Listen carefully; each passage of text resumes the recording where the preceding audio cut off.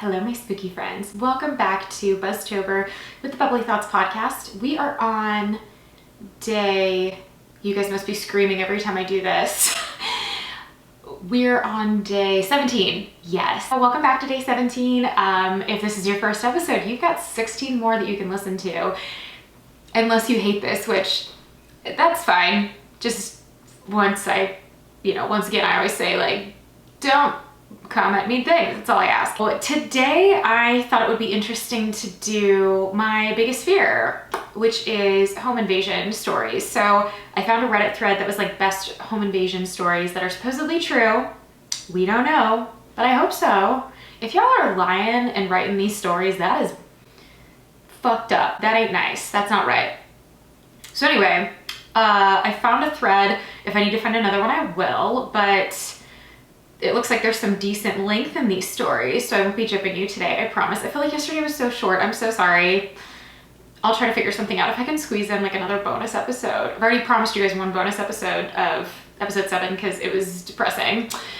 So I don't know how I'm gonna find time, but if I can, I'll throw in another bonus episode on there. Okay, so today I am having an adult bevy. If you are under the age of 21 and you live in the US, or if you are not of legal drinking age, please do not drink, and definitely don't drink and drive. That's the dumbest thing you could possibly do. So never do that. Also, you don't have to have alcohol to have fun. Do whatever the hell you want. You don't have to do anything to have fun, truly. Well, I guess you have to do something. Maybe not. If you're just naturally fun, I'm impressed. But what I'm having today is a tequila, pineapple, mango margarita. So it just kind of sounded good. It was like a hot day outside because I live in Florida and it's just constantly Hades here. So I figured I wanted something refreshing. So I'm gonna take a quick sip because it's delicious. Also, I just found this product recently. Typically when I make like a homemade margarita or something with tequila, I put like a whoa, oh my God, did you see that? If you didn't, it just flashed out. You don't care. Anyway, so Trader Joe's has this flavor out right now. I don't know how long they're gonna have it, but it's sparkling starfruit flavored water. At first I was like, I don't know, that sounds kind of weird. Delicious, absolutely delicious, especially if you top it off or put it on top of your cocktail. This is already a disaster. It's fine, everything's fine, but delicious. So I put this like on top. So if you see me periodically like pouring it on, it's like I'm refilling my glass. That's like how it feels without having to like make a whole other drink. I could. Who's got time for that? Okay. So let's go ahead and dive in. Oh, the other thing I usually tell you guys about my shirt. I don't even know if you guys care about that, but whatever. So this one, True Crime Club. One of my best friends got this for me like one birthday maybe, or Christmas or something. But I think she got it on Etsy, but shout out to you, Britt Meggs, for the t-shirt. Much appreciate. Okay, let's go ahead and dive into these stories. I am equally terrified and excited to read these because I'm kind of in the mood to be a little spooked. It's like overcast today, so I don't know, I'm kind of just in the mood, in like the spooky mood, you know. So I'm sorry that I do everything that I do. Like I said, this thread is serious. People of Reddit who've been the victim of home invasion, what's your story? So the first one up top here was written by Zark Matter. I go and walk my dog around my house pretty late at night, 12 a.m. to 1 a.m. Maybe not the safest thing, but I live in the woods and away from people. We in the woods again. I hate this for us, but it's fine. Also, yeah, that's really dumb, 12 to 1 a.m. Like, oh God. I digress. Okay. Anyways, I start walking downstairs and notice my sister's door is open and the light is on. It struck me as odd considering she moved out 6 years ago. And nobody ever goes in there. Oh my fucking God. Okay. I walk in to turn the light off and close the door. And I see a man trying to hide behind the closet door. It's broken, filled with boxes, so there's no real way he could hide from me. You're telling me you saw... I swear, I have this like, I'm just convinced this is gonna be me one day. I'm convinced. Anyway, okay. I act like I didn't see him and I went and grabbed my shotgun from the other room. Great, smart. Is it? I don't know. I don't know what the law is. I don't want to get into that. We're not that kind of podcast. Anyway, went back in and told him not to move or I'd fucking kill him. He He jumped out from the closet and took off running as fast as he could, right past me into the garage and out into the woods. I could have shot him, but I didn't. I saw his face. A few days earlier, he knocked on my door, claiming to know my neighbor, and said he was looking for copper to sell. Asked if I knew or had any old copper he could have. Is that like a thing? This is like not my industry. I'm also not like handy or anything like that. So if that's a thing, I didn't mean to chuckle. I've never had a neighbor be like, "Do you got any copper that I can borrow?" I gave him a few old car batteries I had, and that was that. He said he had 2 daughters he was trying to take care of. I didn't call the cops, but that's the extent of my mercy. If he came back the next night, he was dead. If I saw a face that like wasn't supposed to be there, I think I would actually pass away. Like I can't. Also, like, hold on. Okay, sorry, it felt weird. Like, I couldn't hear as well. Whatever. Okay, so that was terrifying. Let me see. Replies. Missed a great opportunity to yell, "Don't have any copper, but there's plenty of lead for ya." Oh, that's funny. That's pretty good. Okay. All right, so let's move on to the next story. This next story is written in by Ogle Treb. This is story number 2. I was in 7th grade home alone after a half day when suddenly there was a very hard knocking on my back door. I knew immediately something was off because we never have visitors and my father did not knock like that. So I froze up in my room. I peek out of my room, which is right in front of the back door, and suddenly it was quiet.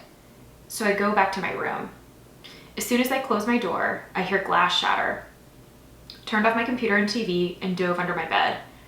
For the next 40 minutes, I hear him thrashing around my living room and parents' room, then hear them leave. During this, I'm on a call with the cops who think I'm prank calling them and take 70 minutes to finally come over. The station is 3 streets away from my house. They come and investigate only to find out it was our next door neighbor that broke in and was actually looking for drug money. As it turns out, the previous person to live here did at-home haircuts and sold weed on the side. The neighbor was arrested and his family moved out a week later. The only thing this guy took was my lunch money I left on the counter outside for the next day. Oh God. I mean, that would be terrifying, like don't get me wrong, especially 7th grade. Oh yeah, I would have been freaked out now, but yeah, especially in 7th grade.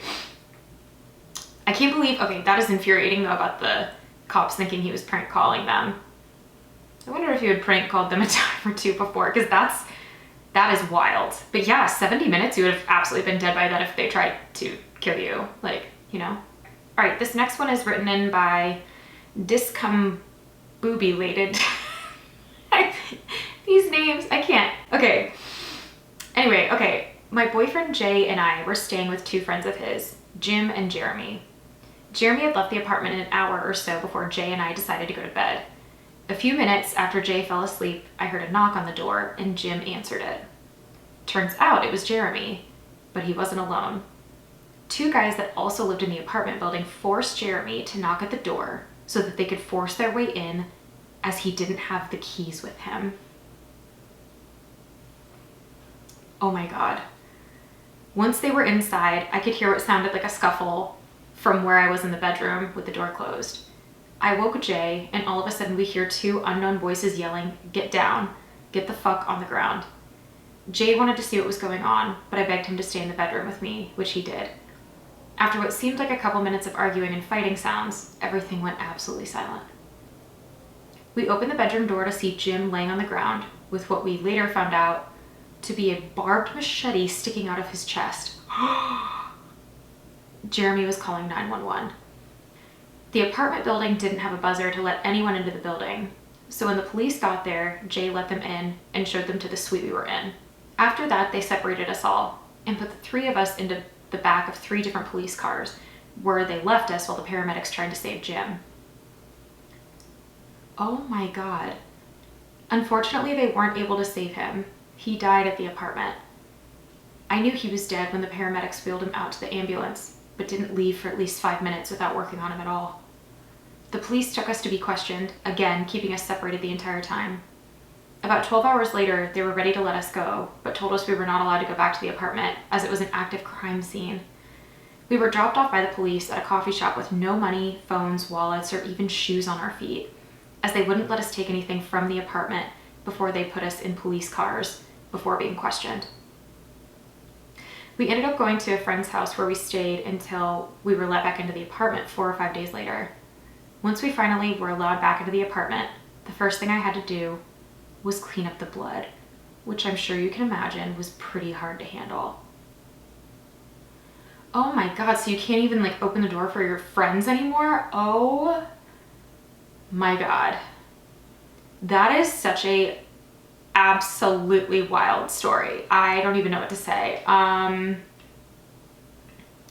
can't believe the second he said a machete was sticking out of his chest, I was like, that's not good. And how they were treated after. I mean, I know like the cops have to have like regulation for how they fought, like protocol for how to deal with that kind of stuff, but like their friend just like died right in front of them. And I can't believe they had to go back and clean up the blood too. You never think about stuff like that. Like who has to, wow, I'm so sorry, holy cow. Okay, so this next one was written in by Thin White Duchess. I was in college and had the only room on the ground floor. I was bartending, so I got home at like 3:30 a.m. I had just changed and gotten into bed when I heard someone fiddling with my window screen. I lived in a beach town and I usually left my windows cracked open to hear the ocean as I fell asleep. I first thought it was one of my roommates who forgot their keys or something, but realized they would have called me first. So I flattened myself against the foot of my bed and the wall to look. It was a dude in a black hoodie with a box cutter cutting my window screen. As he was lifting himself to enter, I jumped up onto my bed and kicked him as hard as I could in the chest. He fell into the parking lot, hit a bike rack, and was knocked unconscious. I slammed my window shut, bolted it, and called the cops. By the time they showed, he was gone. But they found him 2 blocks away. His bag had zip ties and duct tape in it, and he had a record of sexual assault. The cops blamed me a bit for having my windows open. I keep my windows shut after that. I get it. Like, was that the smartest thing to have your window open? But to blame her after she was almost SA'd, like, ridiculous. Like, I wish I could say I was surprised, but nope. Nope. This next one is written in by Moff1 Oso. This one says quite long. Couple weeks before my 19th birthday, I woke up out one morning around 4 a.m. while someone was trying to break my bedroom door down. I had fallen asleep with the light on after coming in tired from work. So when they came in my room, I could at least see what was happening. Not that it helped much at first. There were 2 guys, and one of them immediately attacked me with a hammer. So I told them to just take whatever they wanted. The other guy started to load my electronics into a backpack. 0 to 100 in like 2 sentences here. Meanwhile, my mother down the hall had woken up with commotion and started shouting, "What's going on?" Next moment, they both ran out of my room and shut the door on the way out, going to my mother's room. She managed to hold the door closed on them for a few seconds, giving me time to open the safe in my cupboard and remove my pistol. I checked for a round in the chamber and went to open the door to make my way to my mother's room. As I opened the door, one of the guys turned around and ran at me with a hammer. I fired 2 shots before he could get to me and push me back into my bedroom and onto my bed, where he held me down and tried to take my pistol, while the other guy started to cut my arm and head with what turned out to be one of my mother's own kitchen knives. My mother eventually joined the fray and managed to take the knife away from the guy cutting me. Meanwhile, I was just holding on the pistol with everything I had in me, because I knew that if one of them got control of the firearm, my mother and I would be dead. My mother froze after she took the knife away, and the guy got up, grabbing my DVD player and knocked my TV on the ground, then hit me over the head with the DVD player. Oh my God. By this time, I managed to sort of wrestle my gun hand free and shouted to my mother to get out of the way for me to try to get off another shot. She rolled off of the bed and I managed to turn the gun enough to get the shot off in the guy on top of me. It was then that they decided to bolt and grabbed my bag of electronics on the way out.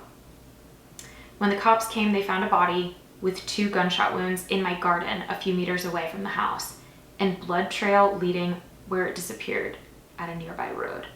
Oh my God.